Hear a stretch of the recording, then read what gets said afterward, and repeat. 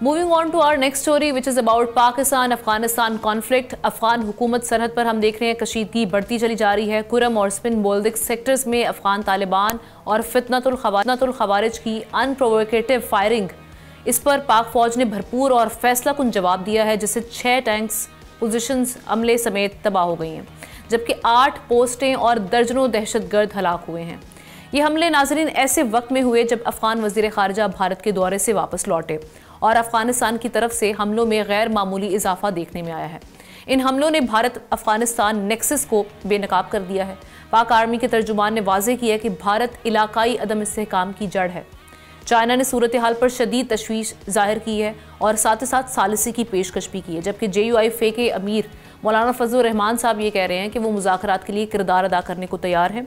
उनके इस्टेब्लिश हुए कॉन्टेक्ट अफगान के साथ उनके मुताबिक, और वो ये कह रहे हैं कि वो ये चाहते हैं, दूसरी साइड भी ये चाहती है कि मामले को अफहाम तफहीम से हल कर लिया जाए।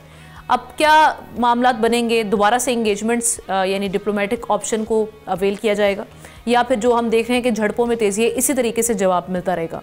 इसी पर बात करने के लिए ब्रिगेडियर रिटायर्ड मसूद अहमद खान साहब ने हमें ज्वाइन किया। Thank you so much Masood साहब, ये हुआ क्या? पहले तो हम देख रहे थे विजिट्स चल रहे थे, इसहाक डार साहब 1 से 2 विजिट्स भी कर चुके हैं काबुल का, और वहाँ से जो मुश्तरका एलामिया आया था वहाँ से लग रहा था कि चीज़ें अब शायद संजीदा होंगी और दूसरी साइड देखेगी इस मामले को, जो पाकिस्तान बार बार अपने रिजर्वेशंस और जो उनके थे इस मामले पे वो रेस कर रहा था और इसको हाईलाइट कर रहा था। ना सिर्फ हम कर रहे थे बल्कि मॉस्को फॉर्मेट में भी ऐसी ही बातें हुई, लेकिन उसका जवाब हमने अजीब सा देखा कि अब सूरत हाल ही बदल गई है। ख़ास तौर पे जब आप विज़िट कर रहे हैं इंडिया का और आप ख़ुद को एक्सपोज कर रहे हैं कि आपका वाकई एक नेक्सस है, अज़ाइम कुछ और है, और साथ ही साथ मौलाना फजलुर रहमान साहब से भी राब्ते हो रहे हैं और वो कह रहे हैं अफहाम तफहीम से हम मामलात को सेटल करना चाहते हैं। सो आपको समझ में आ रहा है कि एक कन्फ्लिक्ट है, तजाद है फेल में और कॉल में? जी ऐसा ही है, बहुत बड़ा तजाद है। अगर देखें, अगर उन्होंने मौलाना फजल रहमान से रब्ता किया था तो आज सुबह जो रात को कुरम में क्यों उन्होंने वहाँ पे दहशतगर्दी की, और इसके अलावा चमन में जो उन्होंने किया है तो वहाँ पे भी दहशतगर्दी की है, तो ये खुला तजाद इनके में है। और देखें, कभी ये संजीदा नहीं हुए हैं, इनकी एक हिस्ट्री रही है और इनकी हमेशा कोशिश रही है पाकिस्तान को इंडिया के साथ मिलकर डिस्टेबलाइज करने की। और इनकी हिस्ट्री 1950 से है।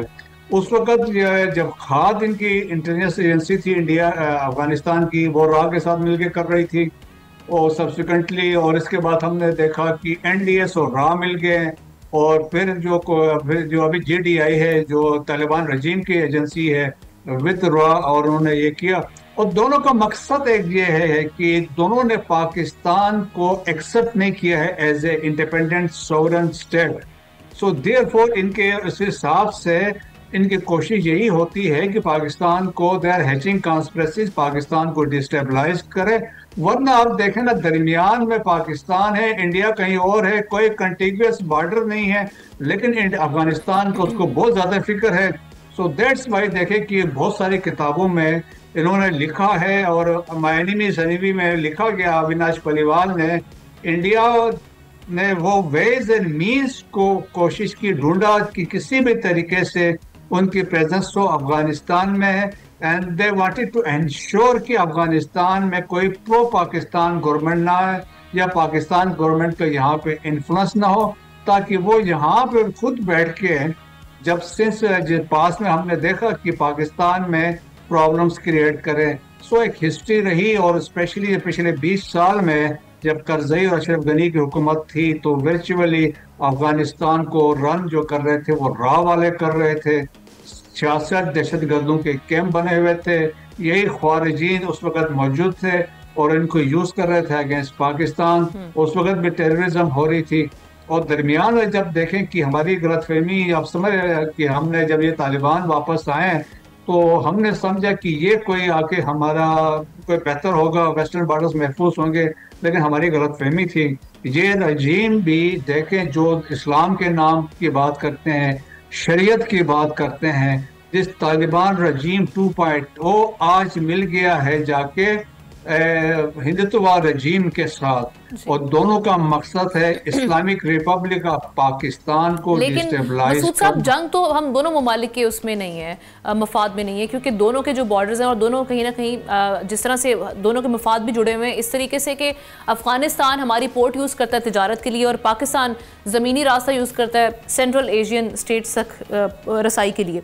सो अब इस मामले को डिप्लोमेटिकली अगर हम हैंडल करना चाहें तो आप क्या समझते हैं कि कौन से ममालिक, अभी अमेरिका भी सालिसी के लिए पेशकश कर रहा है, चाइना की जानिब से भी ऑफ़र है, ईरान की जानिब से भी है, सो अमेरिका और चाइना को अगर हम कंसीडर करते हैं, कौन सा मुल्क जो है वो इम्पैक्ट क्रिएट कर सकता है सही मानों में? क्योंकि हमारा जो मेजर मसला है, जो मेन रिजर्वेशन है, वो वहाँ से अफ़गानिस्तान की सॉइल का इस्तेमाल है, टेररिस्ट को जो एक सेफ़ हेवन्स मिली हुई हैं उनको ख़त्म कराना या उनको कंट्रोल करना है।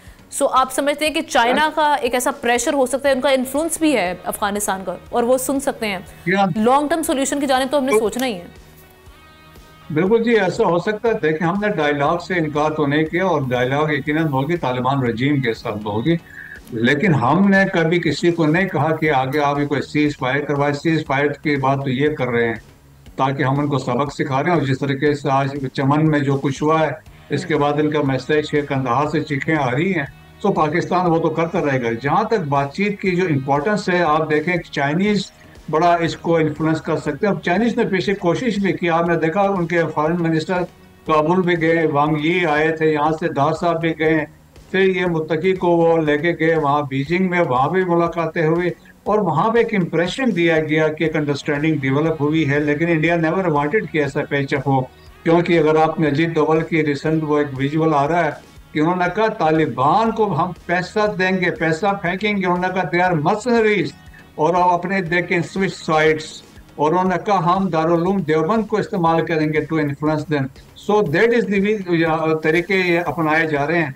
और सेकंड इम्पोर्टेंट है अमेरिका। अमेरिका देखें ऑलरेडी कंसर्न शो कर रहा है कि अफगानिस्तान एक has become an epicentre है। अलकायदा दोबारा मुनज़्ज़म हुई, 9/11 के बाद हमले अलकायदा की वजह से हुए थे, आज अलकायदा मुनज़्ज़म हुई, इस्लामिक स्टेट मुनज़्ज़म हुई है। और रिसेंटली देखें कि जनरल जो फॉर्मर जो सेंटकॉम के कमांडर थे, उन्होंने सेवरल ओकेजन्स पे कहा है कि फितनल ख्वारिश has become a threat to global peace. अब मार्च इस साल में आपने देखा होगा DNI जो डायरेक्टर नेशनल इंटेलिजेंस है अमेरिका की, उसमें उन्होंने 32 पेजेस एक रिपोर्ट उन्होंने शाये की है, और जिसमें उन्होंने ये कंसर्न का इजहार किया है कि TTP फितना और ख्वारिश has become a threat to global peace. So ये अमेरिका भी इसमें क्लिनिक किरदार अदा कर सकता है, और बस इवन रशिया इसमें आ सकता है। मिडिल ईस्ट में यकीनन मेरे ख्याल में कतरीज का इन्फ्लुएंस है, UAE का भी है, सऊदीज का भी है, वो आके कर सकते हैं। और सऊदीज के साथ तो हमारा वैसे भी एक एग्रीमेंट है।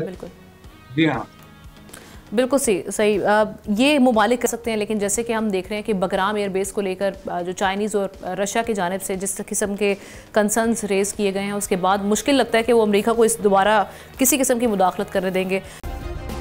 सब्सक्राइब करें और बेल दबाएं ताकि कोई खबर रह न जाए।